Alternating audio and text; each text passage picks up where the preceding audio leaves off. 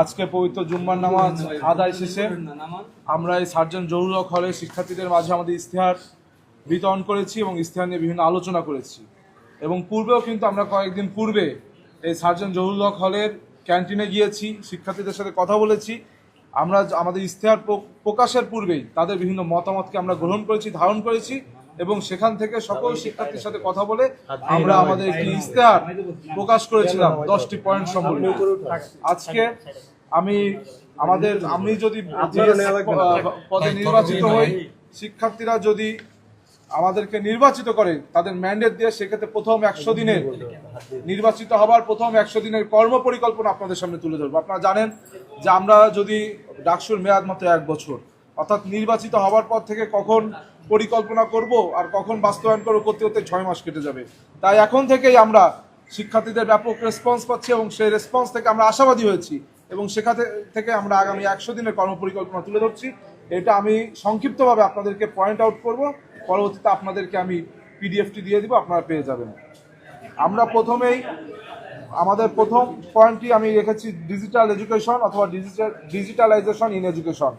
সেখানে আমরা বিশ্ববিদ্যালয়ের নিজস্ব এলএমএস সিস্টেম চালু করে সেটির মাধ্যমে শিক্ষার্থীদের জন্য বিভিন্ন স্কিল এবং সার্টিফিকেশন এর ফ্রি কোর্স করানোর ব্যবস্থা গ্রহণ করবো। আপনারা জানেন ঢাকা বিশ্ববিদ্যালয়ের প্রথম বর্ষে একজন শিক্ষার্থী, তারা বেশিরভাগই বাংলাদেশের বিভিন্ন প্রান্তিক অঞ্চল থেকে আসে, যাদের মিনিমাম কম্পিউটার লিটারেসির সুযোগটুকু থাকে না।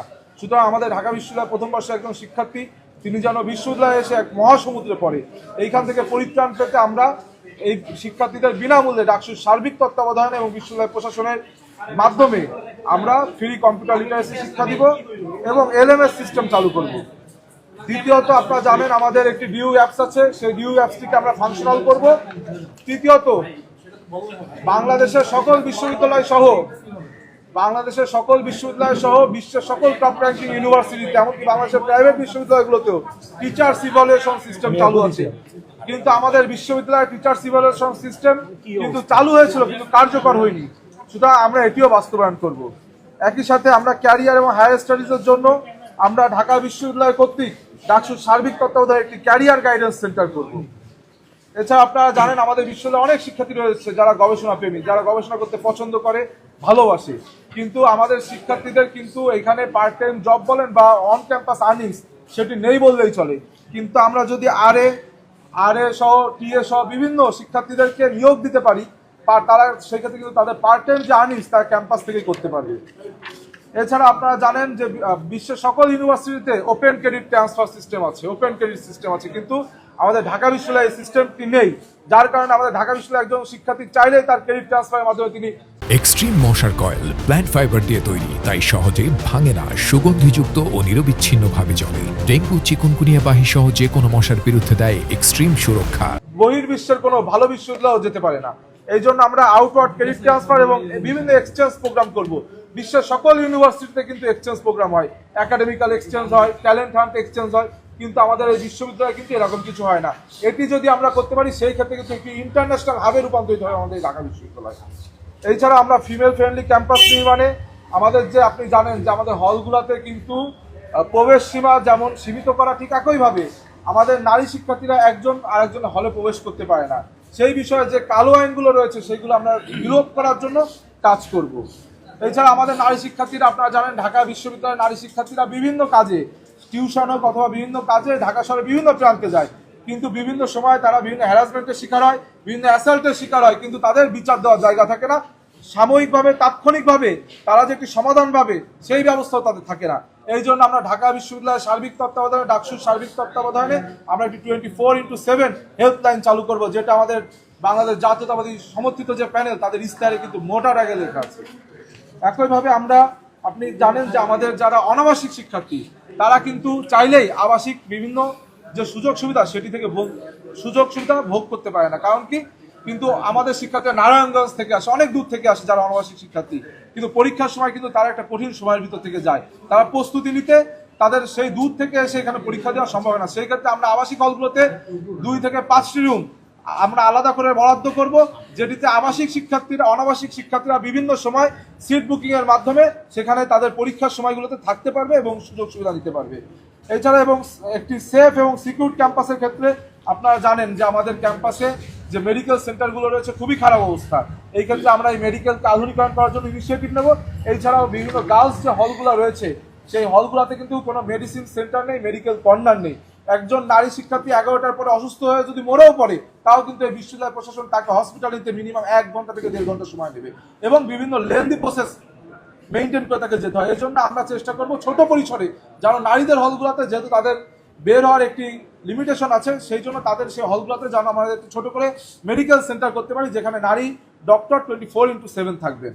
এছাড়া আপনি আরেকটি বিষয়, আমরা যখন বিভিন্ন নারী শিক্ষার্থীদের সাথে কথা বলে একটি বিষয় দেখছি যে নারী আমাদের ছেলেদের হলগুলোতে যারা আমরা ইসলাম ধর্মাবলম্বী তাদের আমাদের বিভিন্ন হল রয়েছে এবং হিন্দু ধর্মাবলম্বী যারা সনাতন ধর্মী বা অন্য ধর্মের তাদের জগন্নাথ হল রয়েছে, কিন্তু নারীদের ক্ষেত্রে আমরা সকলে সম্প্রীতির ঐক্য বজায় রেখে আমরা কিন্তু একই হলে থাকি। এই ক্ষেত্রে একটি সমস্যা হচ্ছে, সেটি হচ্ছে যারা প্র্যাকটিসিং মুসলিম এবং যারা প্র্যাকটিসিং হিন্দু তাদের ভিতরে একটা সমস্যা হচ্ছে, একই ঘরে তাদের থাকতে হচ্ছে, সেখানে যারা নামাজ পড়ছে তারা তাদের যে প্রতিভা বা দেবদেবতা তাদের কারণে নামাজটি করতে তারা পারছে না, তখন ঢেকে রাখতে হচ্ছে। একইভাবে আমাদের যারা নারী সনাতন ধর্মাবলম্বী শিক্ষার্থীরা রয়েছে, একজন মুসলিম নারী যখন তার রুমে গরুর মাংস খায় সেক্ষেত্রে কিন্তু তারা বিভিন্নভাবে তাদের কার্যক্রম ব্যাহত হচ্ছে। এই জন্য আমরা একই নারীদের যে হোস্টেল সেই হলগুলোতে যেন সনাতন ধর্মাবলম্বীদের সেপারেট ফ্লোর করা যায়, এই বিষয়ে আমরা বাস্তবায়ন করবো। কেননা এটা অধিকাংশ 5টি নারীদের হলেরই কিন্তু এটা একটি দাবি। এই দাবি প্রেক্ষিতে এটা আমরা বললাম। একই সাথে আমরা জোন ক্লাসিফিকেশন, আপনি জানেন বিশ্ববিদ্যালয় এরিয়াকে আমরা ছাত্রদল মনোনীত যে সমর্থিত যে প্যানেল আমরা বলেছি, আপনারা দেখেছেন এই বিশ্ববিদ্যালয় কিছু থাকুক না থাকুক বহিরাগত যানজটের কিন্তু ব্যাপক সমস্যা, এবং যার মাধ্যমে আপনি অমর একুশ হলের সামনে যাবেন, একজন শিক্ষার্থী ক্লাস শেষে অমর একুশ হলের সামনে যেতে তার আবাসিক হলে যেতে তার মিনিমাম 1 ঘন্টা সময় লাগবে। আপনি লেদার ইনস্টিটিউটে যাবেন সেই ক্ষেত্রেও কিন্তু তার 1 ঘন্টা সময় লাগবে। এরকম বহু প্রতিবন্ধকতা রয়েছে। এর জন্য আমরা জোনকে ক্লাসিফিকেশন করেছি। বিশ্ববিদ্যালয় এরিয়াকে আমরা গ্রিন, ইয়েলো এবং রেড জোনে ভাগ করে যানবাহন এবং বহিরাগত নিয়ন্ত্রণ করব। একই সাথে ওয়াশরুম মেইনটেনেন্স, আমাদের ঢাকা বিশ্ববিদ্যালয় প্রাচ্যে অক্সফোর্ড বলি আমরা, কিন্তু এই বিশ্ববিদ্যালয়ের যে ওয়াশরুমগুলো অত্যন্ত আনহাইজিনিক। এমনকি আপনারা জানেন হাফ অফ দ্য স্টুডেন্টস আর উইমেন, কিন্তু তাদের half washroom women friendly washroom পর্যন্ত নেই। আমাদের কলা ভবনের উদাহরণ যদি দিই, 20টি ওয়াশরুম আছে, একটি মাত্র ফিমেল ফ্রেন্ডলি ওয়াশরুম। সুতরাং এই যে ওয়াশরুমগুলো বৃদ্ধি করার, অর্থাৎ নারী বান্ধব ওয়াশরুম করা এবং ওয়াশরুমগুলো যেন হাইজিনিক থাকে সে বিষয়ে কিন্তু আমরা বিভিন্ন কর্মসূচি বাস্তবায়ন করব। এছাড়াও আপনারা জানেন আমাদের অনাবাসিক শিক্ষার্থীদের একটি সহজ যাতায়াত মাধ্যম হলো বাস রুটগুলো।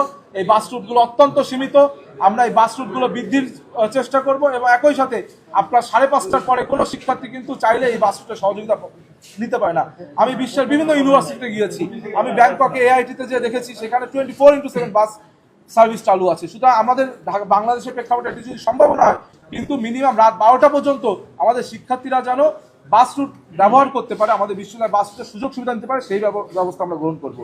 এছাড়া আপনারা জানেন আমাদের ঢাকা বিশ্ববিদ্যালয়ের বিভিন্ন ক্লাব রয়েছে, সেই ক্লাবগুলোকে ইম্পাওয়ার করতে পারলে আমাদের কিন্তু মুক্ত বুদ্ধির চর্চা হবে, আমাদের মুক্ত বুদ্ধির বিকাশ হবে। সেইগুলোকে আমরা বিশ্ববিদ্যালয় প্রশাসন এবং ডাকসুর সার্বিক তত্ত্বাবধানে এম্পাওয়ার করার চেষ্টা করবো। এছাড়া আমাদের একটি অ্যালুমনাই আছে, আপনারা জানেন অ্যালুমনাই অ্যাসোসিয়েশন, যেটি মোটামুটি কার্যকর হয়েছে, কিন্তু আমরা যে অ্যালুমনাইয়ের সাথে আমাদের যে রানিং স্টুডেন্টস তাদের যেন একটি ব্রিজ হয়, যার মাধ্যমে আগামী দিনে ক্যারিয়ার ওরিয়েন্টেড বিভিন্ন কার্যকলাপে তারা যেন সহযোগিতা পায়।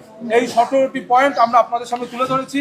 আপনারা জানেন যে আমার ব্যালট নম্বর 17, সেটার সাথে এক ধরনের মিল রেখেই এই 17টি পরিকল্পনা আমরা প্রথমে ইনিশিয়েটিভ নিয়েছি, যেগুলো ইনশাআল্লাহ আমরা নির্বাচিত হলে প্রথম 100 দিনে এই কর্ম পরিকল্পনাগুলো বাস্তবায়ন করব। সবাইকে